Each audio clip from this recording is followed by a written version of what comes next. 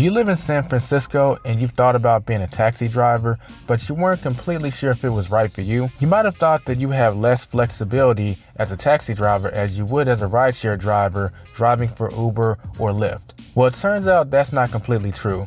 Of course, if you want the answer to this question and even more questions if you've considered being a taxi driver, join us in this video where we cover the key talking points in one of our articles where we actually interview an official driver for Yellow Cab. So let's go ahead and get into it. Hello everyone, this is Elijah with the RideShare Guy, and in this video we're going to be talking about Yellow Cab of San Francisco. How does it compare to rideshare driving, and what are some of the perks of being a taxi driver? As mentioned in the intro, we had a chance to interview a driver from Yellow Cab of San Francisco, and he shares his experience of leasing a taxi from Yellow Cab for the past 3 years, as well as how much he tends to make. It should be noted that we also have an article on this subject, which will be linked in the description if you want to read the article as well. So you might have some preconceived notions as far as what Yellow Cab is and comparing them to other taxi services.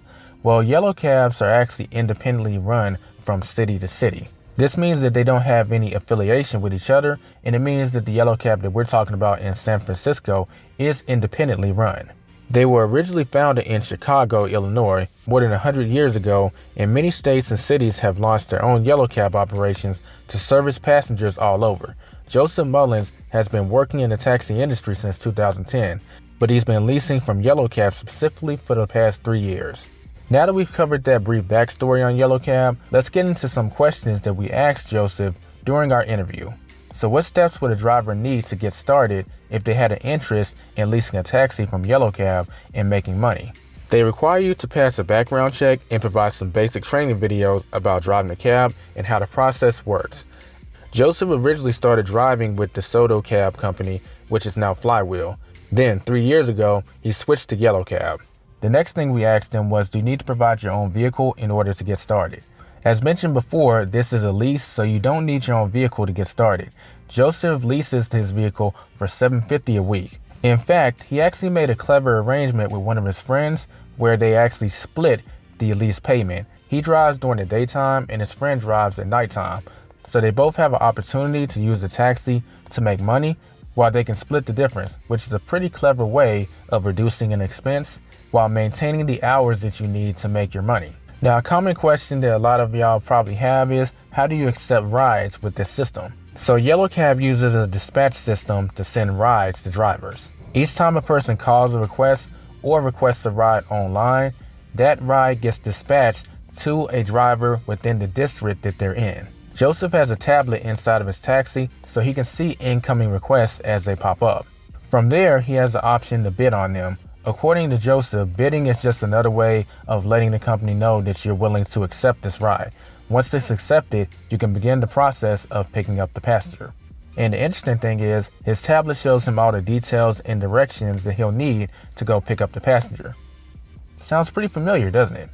Of course, that was a not so subtle comparison to driving for Uber and Lyft versus driving a taxi in this case. If you want more comparisons like that, I recommend that you check our video out where we give 8 reasons why driving a taxi is better than driving for Uber and Lyft. That video will be linked in the description. Now, speaking of Uber and Lyft, one of the main appeals is the ability to control your schedule. So how does scheduling work when driving for a taxi in San Francisco with Yellow Cab? And is there any downtime involved? Joseph states that he typically works Monday through Friday from 7 a.m. to 7 p.m. Sometimes he'll get off earlier around 5 to 6 p.m. Occasionally he will drive on Sundays if he feels like it, otherwise he just sticks to the shift mentioned before. According to him, in San Francisco, it's always busy throughout those hours. In fact, he feels that there actually aren't enough taxi drivers at this time, which means he's pretty much busy almost the entire shift. He describes it as the work being pretty consistent. Now the part that most people have probably been waiting for, what do the Benjamins look like in this scenario? Joseph reports making around $300 to $500 per day. The meter starts at $4.10 when someone first enters the car. Then it increases by 65 cents for every 1/5 of a mile. About 65% of his daily rides are San Francisco paratransit rides. Paratransit is a government-subsidized taxi program for people who are unable to independently use or access public transportation due to a disability or health condition. These passengers pay a lower fee to ride while the city pays for the remainder of their fare.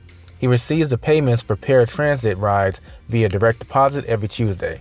Passengers can also pay for their ride via credit card since he has a terminal in his car and he uses Square for this. The way it works is he receives credit card payments every 2 days and he can pretty much get cash payments instantly. Now this next comment is pretty interesting because he talks about tipping. One of the myths of taxis is since they're so expensive, fewer people tend to tip.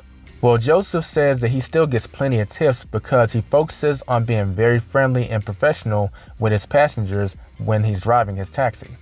In fact, right before the interview was conducted, he shared a story where he was driving someone to the airport and the fare was $62. The passenger enjoyed the pleasant ride and tipped him $20. So I think it's safe to kind of dispel that myth that taxi passengers don't tend to tip. Now, one thing that I was personally wondering is, since this is a lease, how is vehicle maintenance handled? Joseph says that since this is a lease, he's not responsible for the vehicle maintenance. If something comes up with the car, he just takes it to one of their garages and they take care of the issue.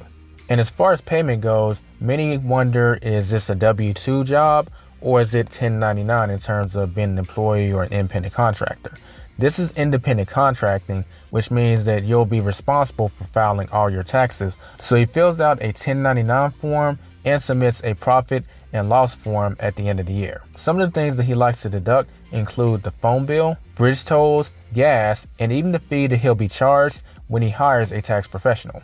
Now that we covered some of the questions that were asked during the interview, let's cover some of the tips that Joseph gave if you decide to lease a taxi with Yellow Cab. The first tip is to accept every bid that comes in. Joseph says that he stays busy and accepts every bid that comes through on his tablet. Since Yellow Cab provides all the direction information, he doesn't worry about not knowing how to get there or being unfamiliar with the area.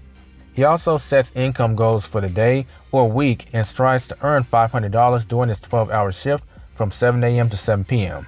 In addition to this, he also has a daily schedule and some structure in his routine to help his income stay more consistent.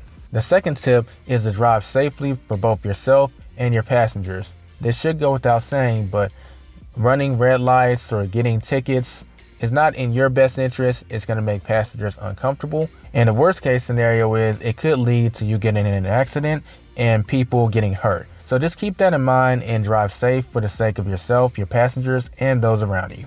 And the third and last tip is to stay organized. Joseph reports that driving a taxi is a busy profession. So it's very important to stay organized so that you can keep track of your expenses and utilize them when tax time comes around.